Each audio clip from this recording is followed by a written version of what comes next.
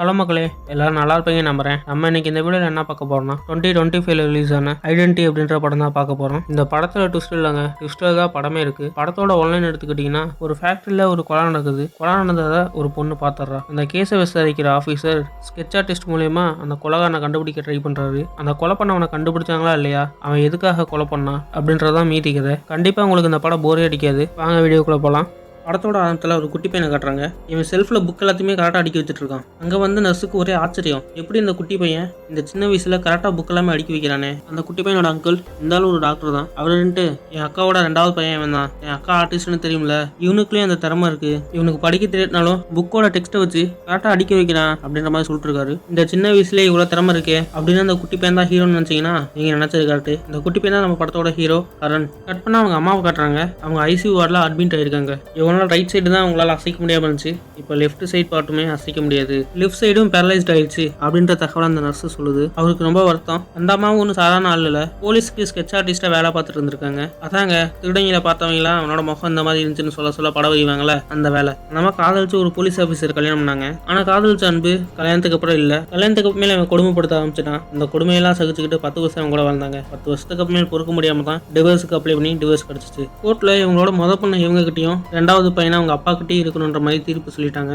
சில வருஷத்துக்கு மேலே இவங்க 2வது கல்யாணம் பண்ணிக்கிட்டாங்க. அதன் மூலியமா உங்களுக்கு இன்னொரு பொண்ணு குழந்தை இருக்கு. 2 மாசத்துக்கு முன்னாடி தான் என் தங்கச்சியோட ஹஸ்பண்ட் கீழே விழுந்து இறந்துட்டான்ற நியூஸ் வந்துச்சு. எங்களோட ஹரன் கிடைச்சிட்டானேன்னு சந்தோஷப்பட்டோம். ஆனா அவங்க அப்பா 7 வருஷமா இவன் எதை பண்ணாலுமே பர்ஃபெக்டா பண்ண சொல்லி டார்ச்சர் பண்ணிருக்கான். அவங்க அப்பா பண்ண கொடுமையில இப்ப இவன் எதை பண்ணாலுமே பர்ஃபெக்டா இருக்குன்ற மாதிரி எதிர்பார்க்கறான். இந்த பர்ஃபெக்ஷனே இவனுக்கு ஒரு டிசீஸா மாறிடுச்சு அப்படின்னு அவர் சொல்லி முடிக்கிறாரு. சின்ன வயசுல நடந்ததை கட் பண்ணி இப்ப நிகழ்காலத்தை காட்டுறாங்க. கோயம்புத்தூர்ல இருக்கக்கூடிய ஜவுளி கடையில ஒரு 3 பொண்ணுங்க ட்ரையல் ரூமுக்கு வெளியே நின்று இவ்வளவு நாள் மாதிரி ட்ரெஸ்ஸை மாற்றுவ வான்னு கூப்பிட ட்ரெஸ்ஸை போட்டு பார்த்து முடிச்சுட்டு பில் போடுறாங்க. பில்லை போட்டதுக்கு அப்புறம் தான் தெரியுது இவங்க கீயை ட்ரையல் ரூம்லேயே மிஸ் பண்ணிட்டாங்கன்றது. கீ எடுக்க ட்ரையல் ரூமுக்குள்ள போறாங்க. அப்பதான் இவங்க நோட் பண்றாங்க அங்க ஒரு மொபைல் போன்ல வீடியோ ரெக்கார்ட் ஆயிட்டு இருக்கு அப்படின்றது. அந்த பொண்ணு அந்த போன் எடுத்துட்டு வந்து அவங்க ஃப்ரெண்டு கிட்ட சொல்லிட்டு இருக்க அங்க இருக்க ஷாப் கீப்பர் ஏதாச்சும் பிரச்சனைன்னு கேட்கறாங்க. இந்த போன் ட்ரையல் ரூம் இருந்துச்சு, இந்த போன்ல வீடியோ ரெக்கார்ட் ஆயிட்டு இருந்துச்சு அப்படின்றத சொல்றாங்க.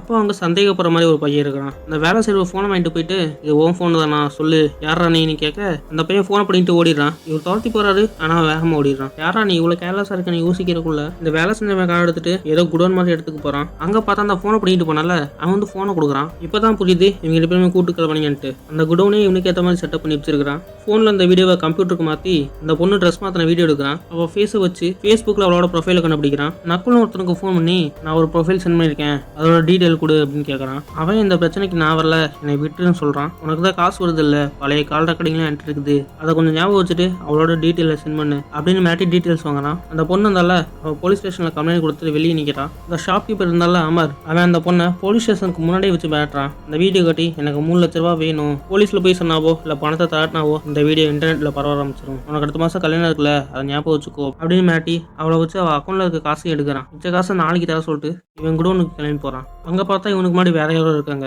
இவன் ராட் எடுத்துட்டு அடிக்க போறான். அப்படியே கட் பண்ணி ஓப்பன் பண்றாங்க.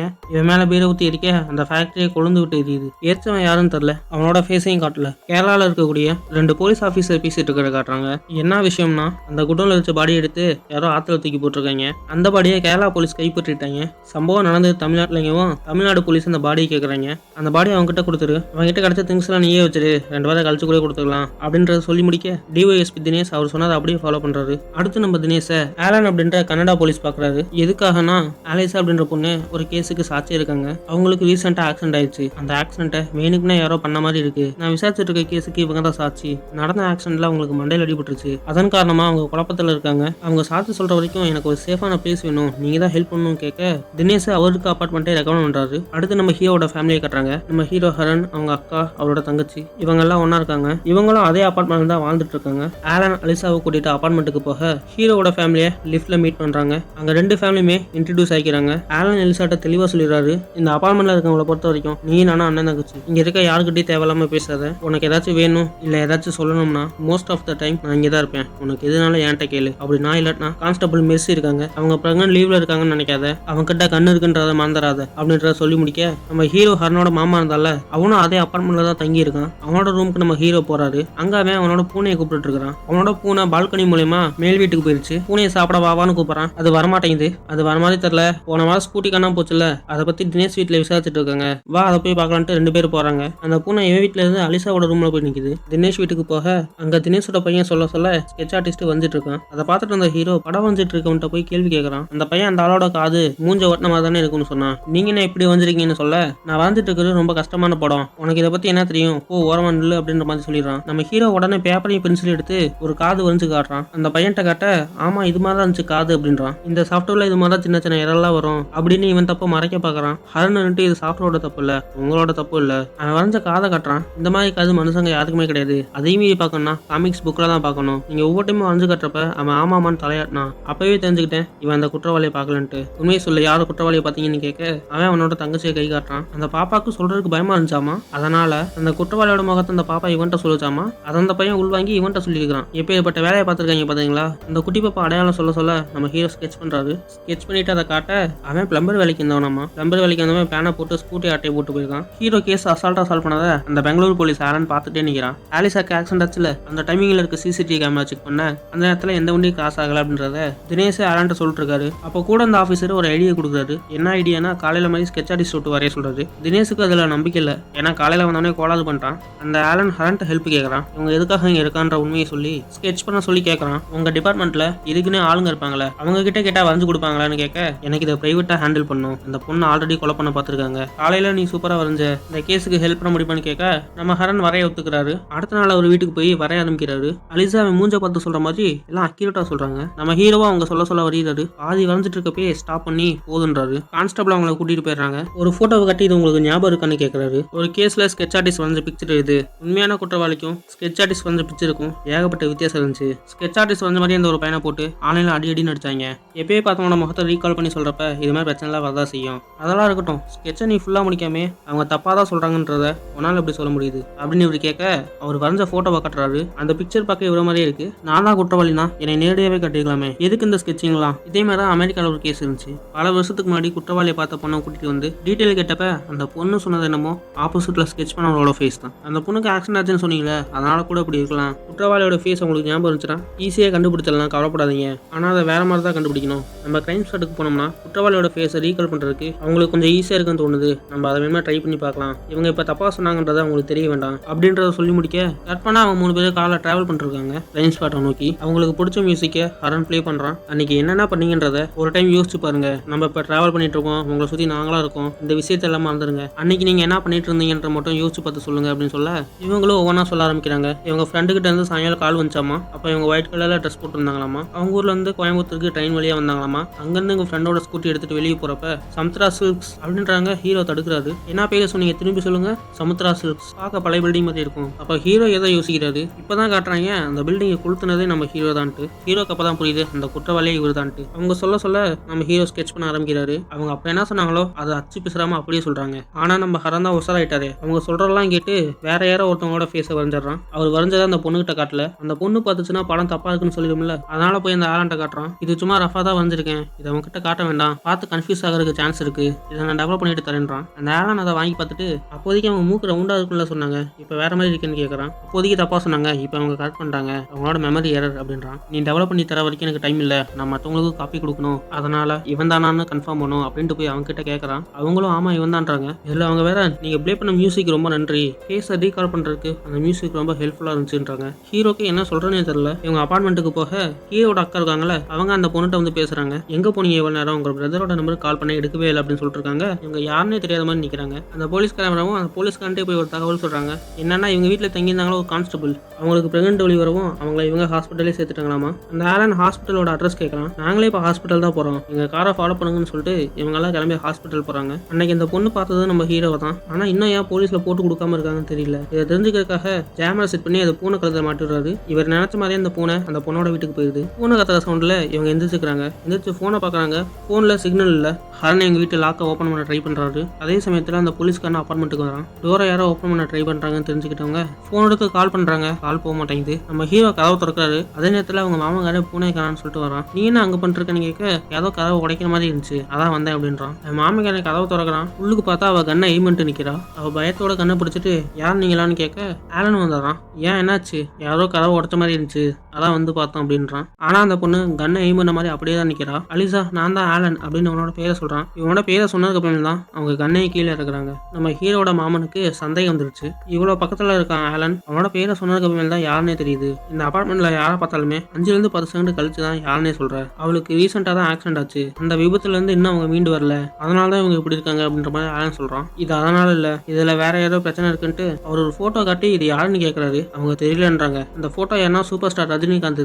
இவங்க கிட்ட ஏதோ பிரச்சனை இருக்குன்ட்டு அவங்கள ஸ்கேன் பண்ணி பார்க்குறாங்க. ஸ்கேன் பண்ணவும் தான் தெரியுது இவங்க மூளையில் ஃபேஸை ரெகனைஸ் பண்ணும்ல அந்த பாட்டு மட்டும் டேமேஜ் ஆயிருக்கு. இவங்களால எல்லாத்தையும் பார்க்க முடியும். நம்மளோட முகம் மட்டும் உங்களுக்கு சரியா தெரியாது. நம்மளோட ஹேர் ஸ்டைலோ ட்ரெஸ்ஸோ வாய்ஸோ வச்சு தான் இவங்களால கண்டுபிடிக்க முடியும் அப்படின்ற விஷயத்த அவர் சொல்றாரு. அன்னைக்கு ஸ்கெட்சை பார்த்து அவர் தான் கொலையாளின்னு கன்ஃபார்ம் பண்ணாங்களே, அது எப்படின்னு கேட்குறாரு. அதுக்கு காரணம் அவங்களோட மூளை அவங்களுக்கே போய் சொல்லுது. அவங்களுக்கு ஞாபகம் இருக்க ஃபேஸை சொல்ல முடியும், ஆனால் அவன் தான் நானும் கன்ஃபார்ம் பண்ண முடியாது. அந்த ஃபோட்டோ வச்சு தொலைவிட்டு இருந்தீங்கன்னா நீங்கள் தவறான ஆளை கூட தொலைவிட்டு இருக்கலாம். கொஞ்சம் பார்த்துங்கன்னு சொல்லிட்டு இருக்க. இப்போ தான் ஹீரோனோட பார்வையிலேருந்து காட்டுறாங்க. யாருக்குமே மூஞ்சி இல்லாத மாதிரி இருக்கு. இப்போ 4 வாரத்துக்கு முன்னாடி நடந்ததை காட்டுறாங்க. அந்த ஆக்சிடென்ட் ஆகிறதுக்கு முன்னாடி என்ன நடந்துச்சுன்ட்டு. இவங்க ஒரு நியூஸ் சேனல்ல வேலை பார்த்துட்டு இருக்காங்க. என்கிட்ட ஒரு முக்கியமான கண்டென்ட் இருக்கு, காஃபி ஷாப்ல வந்து வாங்கிக்க அப்படின்னு இருக்கு. இவங்களும் கிளம்பி போறாங்க. அவன் ஒரு பென்ட்ரைவ் தரான். அதை ஓப்பன் பண்ணி பார்த்தா சில பொண்ணுங்களோட போட்டோ இருக்கு. அதில் ஒரு பொண்ணு போய் பார்க்குறாங்க. அந்த பொண்ணு அழுகுறாங்க. இதுல இருந்து எனக்கு மீண்டு வரதுக்கு 1 மாசம் ஆச்சு. எங்க அப்பா அம்மாவும் இதுல இருந்து இன்னும் வரவே இல்லை அப்படின்னு ரொம்ப கதையை அழுகுறாங்க. அவங்க சொல்றதெல்லாம் நியூஸா கலெக்ட் பண்ணி வைக்கிறாங்க. அவங்க கலெக்ட் பண்ணது எல்லாத்தையுமே அவங்க சேனல்ல கொடுக்க அவனுக்கு எதிராக நியூஸ் போட்டா இது மட்டும் பத்தாது. ஒன்ட்ட இதை பத்தி எல்லாம் சொன்னால அவனை நம்ம சேனல்ல கூட்டு வா, அவனை வந்து உண்மையை சொல்ல சொல்லு. அப்படி பண்ணாதான் இந்த நியூஸை சேனல்ல போடுவோம் அப்படின்ற மாதிரி சொல்லிடுறாங்க. அலிசாக்கு அந்த பொண்ணுங்களோட போட்டோவை கொடுத்தது நக்குல் அப்படின்றவன். இவனை தெரியுதா? ஃபர்ஸ்ட்ல அந்த அம்மா ஹெல்ப் கேட்டப்ப பண்ண மாட்டேன்னு சொன்னால அவனே தான். இந்த விஷயத்தை பத்தி நியூஸ் பண்ணோம்னா நீ வந்து சாட்சி சொல்லணுமாமா, எனக்கு வேற வழி தெரியல, ஒழுங்கா வந்து சொல்லிடு அப்படின்றாங்க அலிசா. எனக்கு கோடிங் தெரியுன்ற ஒரே காரணத்துக்காக தான் அவன் என்னை யூஸ் பண்றான். இப்ப நான் முடியாதுன்னு சொன்னாலும் அவன் என்னை பிளாக்மெயில் பண்றான். சேனல்ல வந்தாலும் என்னால சொல்ல முடியாது அப்படின்றான். அதெல்லாம் எனக்கு தெரியாது, நீ வந்து சொல்லிதான் ஆகணும் அப்படின்னு சொல்றாங்க. அப்போதைக்குமே இன்னொரு ப்ரூஃப் தரான். அன்னைக்கு 2 பொண்ணுங்களோட போட்டோ கொடுத்தான்ல, அதுல ஒரு பொண்ணு வீட்டுல பேரம் பேசினதை இவன் ரிமோட் மூலியமா ரெக்கார்ட் பண்ணி வச்சிருக்கான். ரிமோட் மூலியமா ரெக்கார்ட் பண்ணவும் அமர் பேசினது மட்டும் தான் கேக்குது. அந்த அமர் 25 லட்சம் கொடுத்தாதான் அந்த பொண்ணோட வீடியோவை கொடுப்பானா. அப்படி தராட்டினா வலைதளங்கள் அப்லோட் பண்ணிடுவேன் அப்படின்ற மாதிரி மிரட்டி இருக்கிறான். நக்குல் கொடுத்த டீட்டெயில் வச்சு கமிஷனர்கிட்ட கம்ப்ளைண்ட் பண்றாங்க. அங்க கமிஷனரா இருக்கிறது நம்ம ஆலன் தான். கம்ப்ளைண்ட் பண்றப்ப இந்த டீட்டெயிலாம் யார் சென்ட் பண்ணாங்கன்றது சொல்லவே இல்லை. பேர் தெரியாத ஆள் தான் சென்ட் பண்ணாங்கன்னு சொல்லிட்டு இருக்காங்க. நீங்க எங்க சொன்னதெல்லாம் கம்ப்ளைண்டா எழுதி கொடுத்துட்டு போங்க. நீங்க கொடுத்த டீட்டெயிலாம் உண்மையா இருந்தா அவனை 2 நாள்ல பிடிச்சிருவேன். அதுக்கு நடுவில் ஏதாச்சும் இம்பார்ட்டன்டா சொல்லணும்னா இந்தாங்க என்னோட பர்சனல் நம்பர்ட்டு அவர் பர்சனல் நம்பரையே கொடுக்குறாரு. அலிசாக்கு சேனல் இருந்து கால் பண்ணி அந்த நியூஸை சேனல் போடுறதுக்கு ஒத்துக்கிட்டாங்க. அதுல கொஞ்சம் ஒரிஜினல் ஃபுட்டேஜ் ஷேர் பண்ணா இன்னும் நல்லா இருக்கும்னு நினைக்கிறாங்க. உன்னால பண்ண முடியுமான்னு கேட்க இவங்களும் பண்ண முடியுன்றாங்க. அந்த நக்குலுக்கு ஃபோன் பண்றாங்க. அவன் லைன் பிஸியாவே இருக்கு. அவனை எதிர்பார்த்த வேலைக்கு ஆகுது, நம்மளே அந்த இடத்துக்கு போலான்ட்டு அந்த அமரை பத்தி எல்லா டீட்டெயிலுமே நக்குல் இவங்க கிட்ட கொடுத்துருப்பான். அதில் அவன் எங்க தங்கியிருக்கான்ற டீட்டெயிலும் இருக்கும். அந்த அமருக்கு குடோனுக்கு கிளம்பி போறாங்க. பின்வழியா உள்ளுக்கு போறாங்க. அந்த அம்மா யார்ட்டையும் பணத்தை வாங்கிட்டு இருக்கான். அவன் என்னென்ன பண்றான்றலாம் வீடியோ எடுத்துட்டு இருக்காங்க. அந்த ஆள்கிட்ட பணத்தை வாங்கிட்டு அவன் அனுப்பிச்சு விடுறான். அவன் போனதுக்கப்புறம் இவனும் இங்கே கிளம்பி போறான். எடுத்த வீடியோவை சேனல் இருக்கவங்களுக்கு அனுப்புறாங்க. கவர் இல்லாம வீடியோ சென்ட் ஆக மாட்டேங்குது. அடுத்து நம்ம ஹீரோ வருது, அவங்க 2 பேர் சண்டை போடுறது, அவனை எரிக்கிறது எல்லாத்தையுமே ரெக்கார்ட் பண்றாங்க. ஃபேக்டரியே எரிய ஆரம்பிக்குது. ஃபேக்டரி வெடிக்க இவங்க வெளியே போய் விழுந்துடுறாங்க. ஆனா போன் உழுகவே மாட்டேங்குது. ஹாரன் ஃபாலோ பண்ணிட்டு வந்துருப்பான்ட்டு இவங்க ஸ்கூட்டி எடுத்துட்டு வேகமா போறாங்க. அப்போ லாரி இவங்களை அடிச்சு தூக்கிடுது. இவங்களை ஹாஸ்பிட்டல்ல சேர்க்க ஆலன் நம்பர் கொடுத்தால அந்த நம்பர் மூலமா ஆலனுக்கு தகவல் சொல்றாங்க. கட் பண்ணா பிரசண்டா காட்டுறாங்க. அவனை கண்டுபிடிக்க வழி இருக்கு. அவனை மத்தவங்க கிட்ட இருந்து வேறுபடுத்தி காட்டக்கூடிய அவனோட ஹேர் ஸ்டைலோ இல்ல மூஞ்சில் இருக்க தழும்போ உதடோ இது மாதிரி ஏதாச்சும் ஒரு தனித்துவமா இருக்கும். அதை வச்சு அவனை கண்டுபிடிக்க பாரு அப்படின்ற மாதிரி டாக்டர் சொல்றாரு. அம்மா இது வரைக்கும் நடந்த எல்லாத்தையுமே கனெக்ட் பண்ணி பாக்குறான். ஃபர்ஸ்ட் டைம் அவங்க அடையாளம் சொன்னப்ப ஹரன் அவனோட மூஞ்சி தான் வரைஞ்சான். 2வது டைம் வேற யாராவது ஒருத்தனோட மூஞ்ச வரைஞ்சான். அலிசாக்கு இருக்கக்கூடிய ஃபேஸ் பிளைண்ட அவனுக்கு ஏற்ற மாதிரி யூஸ் பண்ணிக்கிட்டான்றதை கண்டுபிடிக்கிறாரு. ஆலன் சுப்ரியான ஒரு பொண்ணுக்கு கால் பண்றாரு. நான் அவனை கண்டுபிடிச்சிட்டேன், அவன் பேரு ஹரன், அவனோட போட்டோவும் டீட்டெயில் அனுப்புறேன். கடந்த 6 மாசத்துல அவன் என்னென்ன பண்ணியிருக்கான்ற இன்ஃபர்மேஷன்லாம் எனக்கு ஷேர் பண்ணு அப்படின்றத சொல்லி காலை கட் பண்றான். அடுத்து ஹரனும் ஆலனும் ஹாஸ்பிட்டல் இருக்கக்கூடிய லைப்ரரிக்கு போறாங்க. அவனை எதுக்காக கொலை பண்ண அப்படின்னு ஆலன் கேட்க ஹரன் சைலண்டாவே இருக்காரு. ஆலன் தினேஷுக்கு கால் பண்ணி நம்ம இவ்வளவு நாள் தொலைவிட்டு இருந்த கொலையாளியை நான் கண்டுபிடிச்சிட்டேன், அது வேற யாருமே இல்ல அதான் தான். அப்புறம் இவங்க இருக்க இடத்தையும் சொல்லி அங்க வர சொல்றான். வந்த தினேஷ் அவன் எப்படி கொலையாளி ஆவான், இந்த ஸ்கெட்ச்ல இருக்க மாதிரி அவன் இருக்கான் அப்படின்னு கேட்க நம்மளை குழப்பறதுக்காக வரைஞ்சு கொடுத்துருக்கான், இவன் தான் உண்மையான குற்றவாளி, அதுக்கான ப்ரூஃப் என்கிட்ட இருக்கு, நான் தரேன் அப்படின்றான். இவங்க பேசிட்டு இருக்க அந்த ஸ்கெட்ச்ல இருக்க மாதிரியே ஒரு ஆளு அந்த ரூமுக்கு வரான். நான் ஆலாசார கொலை பண்ணன்ட்டு சரண்டர் ஆகிறான். நீங்க தேடிட்டு இருந்த கொலையாளி கிடைச்சிட்டான்ல, நான் போறேன்ட்டு ஹரி எங்க இருந்து கெத்தா வெளியே வரான். சார் இவனை நீங்க போலீஸ் ஸ்டேஷன் கூட்டு போங்க, நான் பின்னாடி வரேன்னு சொல்லிட்டு ஆலனும் கிளம்பி வீட்டுக்கு போறான். போற வழியில பார்த்தா நம்ம ஹீரோ டீ கடையில் உட்காந்துருக்கான். அந்த ஆளை நம்ம ஹீரோட்ட போயிட்டு நீ கொலை பண்ண விட்ட, நான் ரொம்ப நாளாக தொலைவிட்டு இருக்கக்கூடிய ஹார்ட் டிரைவ் இருக்கு, யார் நீ, எதுக்கு அந்த ஹார்ட் டிரைவ் எடுத்துன்னு கேட்டிருக்க, நீங்க சொல்ற மாதிரி அந்த ஃபேக்டரி என்ன ஆயிடுச்சுன்னா அந்த ஃபேக்டரிக்குள்ள எனக்கு தேவையான எதுவுமே இல்லைன்னு உங்களுக்கு தெரிய வேண்டாமா அப்படின்னு பேசிட்டு இருக்க தினேஷ்ட இருந்து கால் வருது. ஆனால் நீங்க நாளைக்கு எஸ்பி ஆஃபீஸ் வந்துருங்க அப்படின்றாரு. ஓகே சார் நான் வந்துடுறேன். அமரோட பாடியில இருந்து ஏதாச்சும் எலக்ட்ரானிக் டிவைஸ் கிடைச்சான்னு கேட்கறான். ஆமா அவனோட பெல்ட்டுக்குள்ள இருந்து ஒரு ஹார்ட் டிரைவ் கிடைச்சிச்சு, அதுக்குள்ள என்ன இருக்குன்ற நான் செக் பண்ணி பார்க்கணும் சார்னு கேட்கறான். அது எவிடன்ஸ் ரூம்ல இருக்கு, நம்மளால டேரக்டா ஆக்சஸ் பண்ண முடியாது, சேனல் மூலமா போனாதான் அதை பார்க்க முடியும் அப்படின்றான். இவன் கொலை பண்ண அதை கண்டுபிடிக்க வந்தான்னு பார்த்தா இந்த ஹார்ட் டிரைவுக்காக தான் அவன் வந்திருக்கான். அங்க கட் பண்ணா அடுத்த நாள் போலீஸ் ஸ்டேஷனை கட்டுறாங்க. அந்த அந்த ஆலனுக்கு ஃபோன் பண்ணா அவன் ஃபோன் சுவிச் ஆஃப்ல இருக்காமா. மனநல பாதிக்கப்பட்ட பொண்ணு சாட்சி சொல்லுச்சுன்னா அதை கோர்ட்ல எடுத்துக்க மாட்டாங்கன்றத ஹீரோட மாமாட்ட சொல்லிட்டு இருக்காரு. அங்க கட் பண்ணா ஆலனை காட்டுறாங்க. அவனுக்கு அந்த சப்ரியா ஃபோன் பண்ணி நீரஜா அவனோட சித்தி பொண்ணுன்றாங்க. அடுத்து பழைய விஷுவல் கட்டுறாங்க. நீரஜாவை ஐசியூல வச்சிருக்க மாதிரி அதை நினைச்சு இவங்க வருத்தப்படுற மாதிரி காட்டுறாங்க. எதுக்காக ஹாஸ்பிட்டல் இருக்கான்றத இந்த இடத்துல ரிவீல் பண்ணல. தினேஷ் இருக்கார்ல, பெங்களூர் இருக்கக்கூடிய ஆஃபீஸருக்கு ஃபோன் பண்ணி ஆலன் சாரோட புது கேஸை பத்தி நாங்கள் கொஞ்சம் தெரிஞ்சுக்கணும்னு சொல்றாரு. அவன் போலீஸ் கிடையாது, இப்போ அவன் கிரிமினல், நாங்கள் எல்லாமே அவனை சர்ச் பண்ணிருக்கோம் அப்படின்னு ஒரு ட்விஸ்ட்டை வைக்கிறாங்க. நம்ம ஹீரோட மாமா இருக்கால, அவன் அலிசாவை உங்ககிட்ட ஒரு முக்கியமான விஷயம் சொல்லணும், வா என் கூட அப்படின்ட்டு நம்ம ஹரண்ட்டை அழைச்சிட்டு போறான். அவன் அலிசாட்ட 5 மாசத்துக்கு முன்னாடி என் தங்கச்சியை ஒருத்தன் கொடூரமா ரேப் பண்ணான். அது வேற யாருமே இல்ல, அந்த அமர் தான். அவனை நான் தான் கொலை பண்ணேன், எரிச்சேன். அவன் பாடியை தூக்கி ஆத்துல வீசினது நான் தான். என் தங்கச்சிக்கு நடந்த கொடூரத்துக்கு அப்புறம் என் தங்கச்சி தான் முக்கியம்ட்டு அவனை நான் எதுவுமே பண்ணல, என் தங்கச்சியை குணப்படுத்த வேலையிலே இருந்துட்டேன். பெங்களூர்ல வேலை செஞ்சுட்டு இருந்தேன்னா அங்க லீவை போட்டு நாங்கள் ஃபேமிலியே கிளம்பி எங்க சொந்த ஊருக்கே வந்துட்டோம். இங்க வந்திருக்கப்ப மேலு அவளுக்கு நடந்த கொடூரத்தை அவளும் மறந்துட்டா, நாங்களும் மறந்து சந்தோஷமா இருந்தோம். அப்பதான் ஒரு நாள் என் தங்கச்சி கூட கடத்தப்பட்ட இன்னொரு பொண்ணோட அண்ணன் வந்தான். அவளையும் கொடூரமா ரேப் பண்ணி அந்த வீடியோவை உங்களுக்கு அனுப்பி 25 லட்சம் கேட்டிருக்கான். என்கிட்ட அவன் சொன்னதுக்கு மேலே என்னோட கோபத்தை என்னால் கண்ட்ரோல் பண்ணவே முடியல. அவன் லொக்கேஷனை ட்ராக் பண்ணி அவன் இருந்த இடத்துக்கு போயிட்டோம். அவன் இடத்துல அவனை போட்டு தள்ளேன். அன்னைக்கு நான் வரைஞ்சல படம் அது வேற யாருமே இல்லை, அந்த பையனோட அப்பாவு தான். நாளைக்கு எந்த பிரச்சனை வந்தாலும் நான் சரண்டர் ஆகிறேன் அப்படின்ற மாதிரி சொல்லியிருக்காரு. அதனால தான் இன்னைக்கு ஸ்கெச் பண்றப்ப அவரோட ஸ்கெச் பண்ணியிருக்காரு. அவர் அரெஸ்ட் ஆகிற மாதிரி அரெஸ்ட் ஆயிருக்காரு. ஆக மொத்தத்தில் கரெக்டாக பிளான் பண்ணி கரெக்டாக எக்ஸிக்யூட் பண்ணியிருக்காங்க. இதெல்லாம் சொல்லி முடிக்க அந்த பொண்ணுக்கு என்ன சொல்றதுனே தெரியல. வாயை பிளந்து பார்த்துட்டு இருக்காங்க. அப்ப ஹீரோட மாமா ஒரு தகவல் சொல்றாங்க. அந்த ஆலன் எஸ்பி ஆஃபீஸுக்கு போயிட்டு இருக்கானாமா. இது எஸ்பி ஆஃபீஸுக்கா? அங்கதான் எவிடன்ஸ் இருக்கு, அதை எடுக்க தான் அவன் போறான்னு நினைக்கிறேன். நம்ம ஹீரோ தினேஷுக்கு கால் பண்ணி இப்படி வரான்றது சொல்றான். ஆனா அவரு எனக்கு ஓமேலேயே சந்தேகம் இருக்கு, நீ ஸ்கெச் பண்ணவன் அவனா சரண்டர் ஆகிறான். அவன் சரண்டர் ஆன கொஞ்ச நேரத்துல பெயில வெளியே போயிட்டான். ஆலன் மாதிரி நீயும் எனக்கு ஒரு சஸ்பெக்ட் தான். அதெல்லாம் இருக்கட்டும் சார், ஆலனுக்கு முன்னாடி அந்த ஹார்ட் டிரைவ்ல என்ன இருக்குன்றத பார்க்கணும் சார். அதை பார்த்தா தான் அவன் என்ன காரணத்துக்காக அதை தொலைட்டு இருக்கான்றது தெரியும் சார். நீங்க நினைச்சா முடியும். அந்த ஹார்ட் டிரைவ்ல என்ன இருக்குன்றத பார்த்துருக்க மேலே நானே சரண்டர் ஆயிட்டேன் அப்படின்ற மாதிரி கெஞ்சி கேட்க அவரும் சரின்னு ஒத்துக்கிறாரு. அந்த ஹார்ட் டிரைவோட பாஸ்வேர்டை கிராக் பண்ண நகுலோட ஹெல்ப் கேட்கறான். அவன்ட்டு நான் ஓப்பன் பண்ணி தரேன், உனக்கு அந்த பாஸ்வேர்டை போட்டு கொடுத்துட்டு நான் தான் 3 நிமிஷம் போதும், நான் அதை ஈஸியாக ஓப்பன் பண்ணிடுவேன் அப்படின்ட்டு கான்ஃபிடண்டா பேசுறான். ஒரு லொகேஷனை ஷேர் பண்ணி அந்த இடத்துக்கு வர சொல்றான். இவங்களும் அந்த இடத்த நோக்கி போயிட்டு இருக்காங்க. போயிட்டு இருக்க சமயத்துல ஒரு கார் இவங்களை அடிச்சு தூக்கிடுது. இவங்களை அடிச்சு தூக்குனது ஆலன் தான். நம்ம ஹீரோட காருக்கு பெருசா அடிப்படல, சின்ன அடி தான். அடுத்து ஹீரோட காரை அவன் ஃபாலோ பண்றான். இங்க ஒரு கார் சேசிங் நடக்குது. ஒரு ஃபேக்டரிக்குள்ள போய் அந்த பொண்ணை இறக்கி விட்டுறான். 40 நிமிஷத்துல வராட்டினா நீ போய் தினேஷ் சாரை பாரு அப்படின்ற மாதிரி சொல்லிட்டு அவன் அங்கேருந்து போயிடுறான். ஹீரோ ட்ரிக்கா கார் ஓட்டி ஆலன் காரை பள்ளத்துல விழுகிற மாதிரி பண்ணிடுறான். அவனை பார்த்துட்டு வண்டியை ஓட்டிட்டு ரோட்டை பார்க்கறாரு.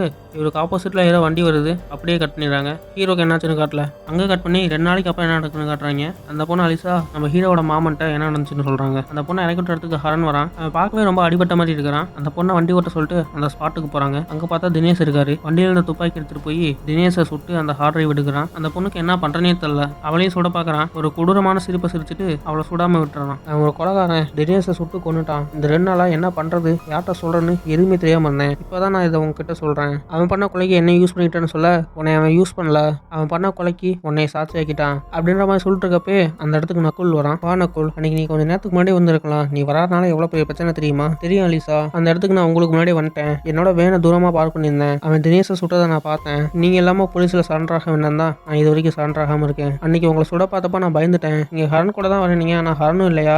என்ன நக்குல் சொல்ற, ஹரன் இல்லையா? தினேஷ் சாரை சுட்டதே ஹரன் தான். இங்கனைக்கு ஒரு ட்விஸ்ட் வச்சிருக்காங்க. அன்னைக்கு ஹரன் இல்லையாமா, அந்த ஆலனாமா. அந்த ஆலன் பழத்துல விழுந்தால அவனை பார்க்கான்ட்டு ஹரன் போவாரு. அந்த நேரத்துல ஹரன் அந்த ஆலன் துப்பாக்கி எடுத்து சுட்டுருவான். சுட்டதுக்கு அப்புறமேலு அவனோட ட்ரெஸ் எடுத்து இவன் போட்டுக்கிட்டு அவன் காரை எடுத்து டிரைவ் பண்ணிட்டு ஹரன் மாதிரியே தினேஷை போட்டு தள்ளி ஹார்ட் டிரைவ் எடுத்துட்டு போயிருந்திருக்கான். இவங்களுக்கு இருக்கக்கூடிய ஃபேஸ் பிளைன் ப்ராப்ளத்தை அவனுக்கு சாதகமா பயன்படுத்திட்டு போயிட்டான். ஹரன்ட்டு கடந்த 2 நாளா நானும் நக்குலும் அந்த ஆலனை பத்தி ஃபுல்லா விசாரிச்சிட்டோம். 2018ல சுப்ரீம் கோர்ட்ல ஒரு ஆர்டர் போட்டாங்க. ஒவ்வொரு ஸ்டேட்ல இருக்கக்கூடிய பெரிய பெரிய ஆளுங்களுக்கு எதிராக சாட்சி சொல்றவங்கள கேஸ் முடிகிற வரைக்கும் பாதுகாப்பா வச்சுக்கிறதுக்காக ஒரு டீம் அரேஞ்ச் பண்ணாங்க. கர்நாடகால அவன் அந்த பிரான்ச்ல இருந்தான். பெரிய பெரிய ஆஃபீஸருக்கு மட்டுமே தெரிஞ்ச இன்ஃபர்மேஷனை அவன் காசுக்காக விற்றான். சாட்சி சொல்றவங்களோட டீட்டெயிலை குற்றவாளிகளுக்கு விற்க ஆரம்பிச்சான். இந்த இன்ஃபர்மேஷனை ஷேர் பண்ற வேலையில சுப்ரியான்ற லேடி தான் மெயின் ஆளு.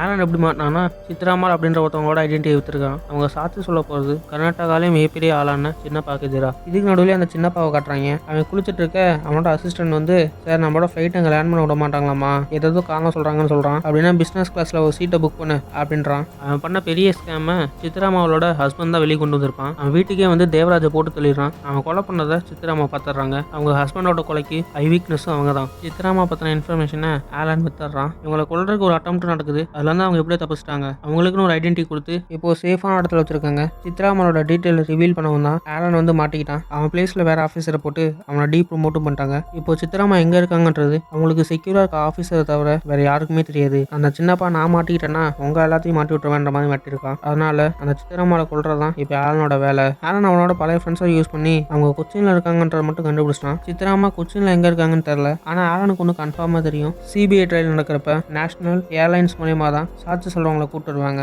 அன்னைக்குன்னு பார்த்து கொச்சியில இருந்து பெங்களூருக்கு ஒரே ஒரு ஃபிளைட் தான் இருக்கு. அந்த ஃபிளைட் இன்னும் கொஞ்ச நேரத்தில் கிளம்ப போகுதுன்னு சொல்றப்ப அப்போ அந்த ஆலன் சித்ராமாவை ஃபிளைட்டுக்குள்ளே வச்சு கொல்ல போறானு கேட்க கண்டிப்பா அவன் கொல்ல மாட்டான். யாருனே தெரியாத ஸ்ட்ரேஞ்சர் வச்சு தான் கொல்ல வைப்பான். அந்த ஃப்ளைட்டை ஈஸியாக ஆக்சஸ் பண்ணக்கூடிய 2 பேர்த்த செலக்ட் பண்ணி அவங்க வீட்டில் இருக்கக்கூடிய பொண்ணுங்களை அமர் ஃபீலிக்ஸ் அப்படின்றவங்க மூலயமா ரொம்ப கொடூரமாக ரீட் பண்ணி அதை வீடியோவும் எடுத்து வச்சிருந்தான். அந்த வீடியோ அவங்களுக்கு காட்டி அவங்க மூலியமாக காரியத்தை சாதிக்க பார்த்துருக்கான். அதில் ஒரு ஆள் தான் பெங்களூர் ஏர்போர்ட்டில் கிரவுண்ட் ஸ்டாப்பாக வேலை பார்த்துட்டு இருக்க ஒரு பையன். அந்த வீடியோவை ரொம்ப நாளாக கையில் வச்சிருந்த அமர் அந்த வீடியோ வச்சு காசு பார்க்க பார்த்துருக்கான். அந்த அமர் பண்ண சின்ன தப்பால் நம்ம எல்லாத்துக்குமே இதை பற்றி தெரிய வந்துச்சு. இது தரமான பிளானு. யாராக இருந்தாலுமே அவங்க வீட்டு பொண்ணுங்களோட இந்த மாதிரி வீடியோவை வெளியே பரவ அனுமதிக்க மாட்டாங்க. அதை வெளியே விடாமல் இருக்கிறதுக்கு எந்த எல்லைக்கும் போய் என்ன பண்ணுவாங்க அதை கரெக்டாக புரிஞ்சு வச்சிருக்கான். இவர் சொல்லி முடிக்க இதுக்கு முன்னாடியே நடந்த ஒரு விஷயத்த காட்டுறாங்க. நம்ம ஆலன் வந்து ஒரு வீட்டில் போய் பென்ட்ரைவ் போடுறான். அந்த பென்ட்ரைவ் ஒரு குட்டி பையன் எடுத்து வீட்டில் ப்ளே பண்ணுறான். அந்த வீடியோவில் தன்னோட அக்காவை யாராவது ஒருத்தன் கற்பழிக்கிற மாதிரி இருக்குது. அதை பார்த்து குடும்பமே உடஞ்சு போயிருக்கு. அவங்க அப்பனுக்கு ஃபோனை போட்டு நான் சொல்கிறத அப்படியே பண்ணு, அப்படி பண்ணாட்டினா இந்த வீடியோ எல்லா பக்கம் பரவும் அப்படின்ற மாதிரி மாட்டி வச்சிருக்கான். ஆலன் மேட்டர்னோட ஃபேஸை இங்கே காட்டவே இல்லை. இந்த ஹரன்ட்டு ஆலனோட வீட்டுக்கு போகிறான். அங்கே கதவை திறக்கிறது ஆலனோட தங்கச்சி.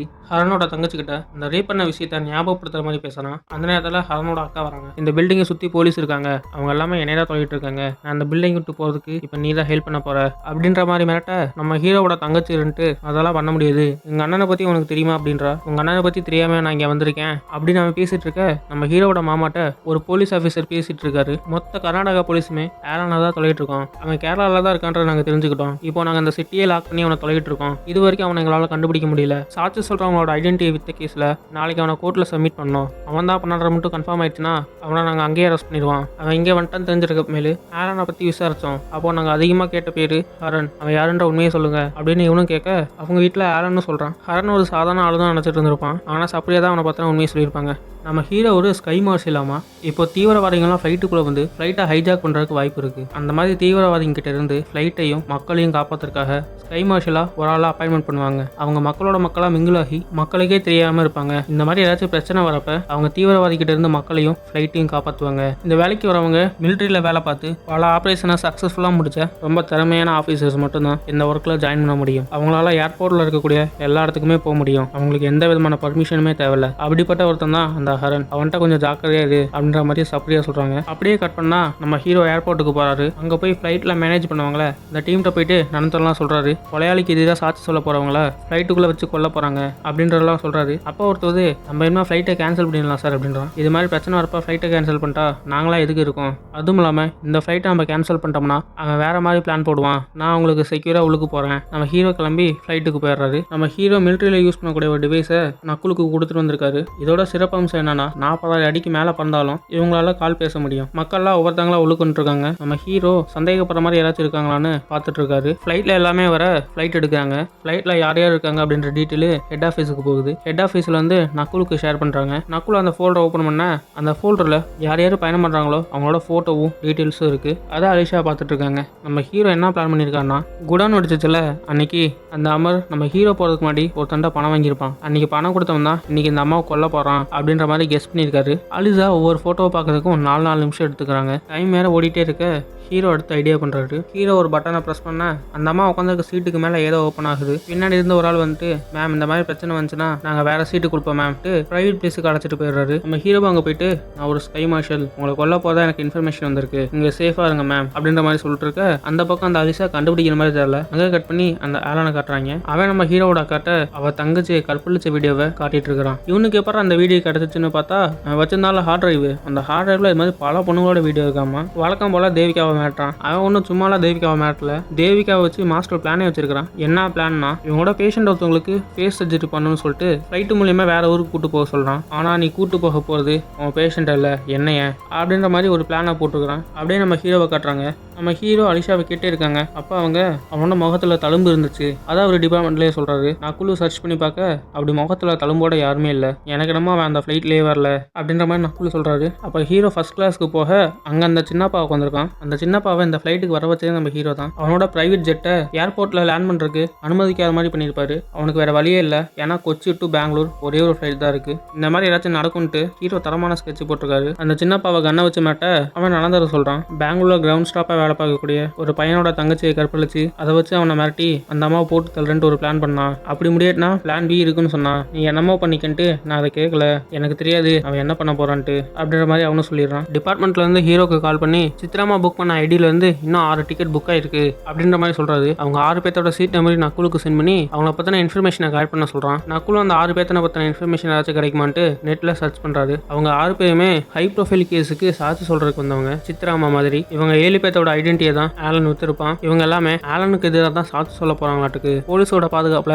இவங்க எல்லாமே கொச்சின்ல இருந்திருக்காங்க போல. இப்போ ஆலனுக்கு எதிராக சாட்சி சொல்றதுக்காக இவங்க எல்லாமே ஒன்னா போறாங்களாட்டுக்கு அப்படின்ற மாதிரி நக்குல் சொல்லிட்டு இருக்க. நக்குல் வந்துட்டு 7 பேர்த்த ஃபிளைட்டுக்குள்ள வச்சு போட முடியுமா அப்படின்ற மாதிரி நக்குல் கேட்க ஹீரோ அவரோட பிரைனை யூஸ் பண்றாரு. சித்ராமால போட்டு தள்ளுற பிளானை பத்தி சின்ன பாட்ட சொல்றப்ப 2 பொண்ணுங்களோட பேரை யூஸ் பண்ணிருப்பாரு. ஒரு பொண்ணு யாருன்னா நம்ம ஹீரோக்கு தெரிஞ்ச பையனுக்கால அந்த பெங்களூர் ஏர்போர்ட்ல கிரவுண்ட் ஸ்டாப்பா வேலை பார்க்கல அவனோட தங்கச்சி. 2ஆவதா சொன்ன பொண்ணு பேரு நிவேதா சுதீப் அப்படின்றத கரெக்டா ஞாபகப்படுத்தி அதை நக்குல்கிட்ட சொல்றாரு. நக்குல் அந்த பேரை சர்ச் பண்ணி பார்த்ததுல அந்த பொண்ணோட ப்ரொஃபைல் கிடைக்குது. அதுல அவளோட அப்பாவோட இருக்க போட்டோவை போட்டிருக்கா. அலிசாவும் அவன் தான் அப்படின்னு கன்ஃபார்ம் பண்றாங்க. அலிசா சொன்ன மாதிரி அவன் மூஞ்சில தழும்பு இருக்கு. அவன் கழுத்துல வியர் பண்ணியிருந்த ஐடென்டி கார்டில் ATC1 இருக்கு. அதை ஹீரோக்கு சொன்னோன்னே புரிஞ்சிருச்சு அந்த 7 பேர்த்த சாவடிக்கிறதுக்காக இந்த ஃபிளைட்டையே வெடிக்க வைக்க போறாங்கன்ட்டு. அவன் ஒர்க் பண்ணிட்டு இருக்கிறது ஏர் டிராஃபிக் கண்ட்ரோல் ஆப்ரேட்டர் அப்படின்ற பொசிஷன்ல. அவனோட வேலையே ஃபிளைட்டை சேஃபா லேண்ட் பண்றது தான். அவன் ஒரு நம்பர் மாத்தி போட்டாலும் இந்த பிளைன் கிராஷ் ஆயிரும் அப்படின்றத நமக்கு சொல்றாங்க. நம்ம ஹீரோ அவரோட டீமுக்கும் சொல்லிடுறாரு. அவன் இருக்க இடத்துக்கு அவங்க டீமு கிளம்பி போறாங்க. அவன் அந்த ஃபிளைட்டை தப்பா லேண்ட் பண்ண வைக்க போறான். அந்த நேரத்தில் ஃபிளைட் மறைஞ்சிருது. நம்ம ஹீரோட டீமும் வந்து அவனை அரெஸ்ட் பண்ணிடுறாங்க. ஃபிளைட்டும் சேஃபா லேண்ட் ஆகுது. அந்த ஃபிளைட் மறைஞ்சிருக்கும்ல,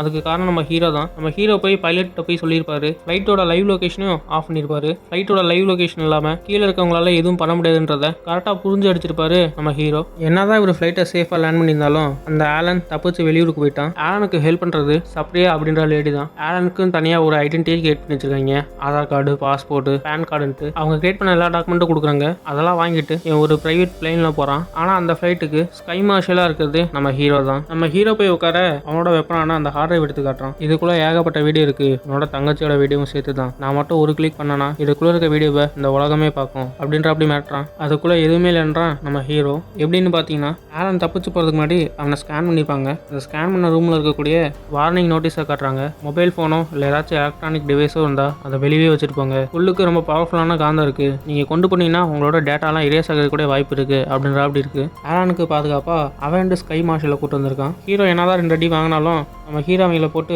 பலன்னு பொழந்துடுறான். இந்த சண்டையில ஃபிளைட்டோட ஒரு கண்ணாடி உடஞ்சிருது. ஃபிளைட்டு தடுமாறிட்டு இருக்க நேரத்தில் ஹீரோ துப்பாக்கி எடுத்து ஆலன் மண்டையிலே போட்டு வச்சிடறாரு. ஹீரோ கண்ணாச்சுன்னு காட்டல, அப்படியே கட் பண்ணி அலிசாவை காட்டுறாங்க. இவங்களோட ஃபேஸ் பிளைண்டை சால்வ் பண்ணிடலான்னு டாக்டர் சொல்லிட்டு இருக்காங்க. நீங்க கடைசியாக பார்த்த முகம் உங்களுக்கு ஞாபகம் இருக்கான்னு கேட்க அவங்க ஹீரோவோட ஃபேஸை அப்படியே டிஸ்கிரைப் பண்றாங்க. படமும் முடியுது. ஹீரோ பொழைச்சாரா இறந்தாரா அப்படின்ட்டு எதுவும் காட்டல. ஓகே கைஸ், இதே மாதிரி இன்னொரு நல்ல வீடியோவில் பார்க்கலாம். Bye bye.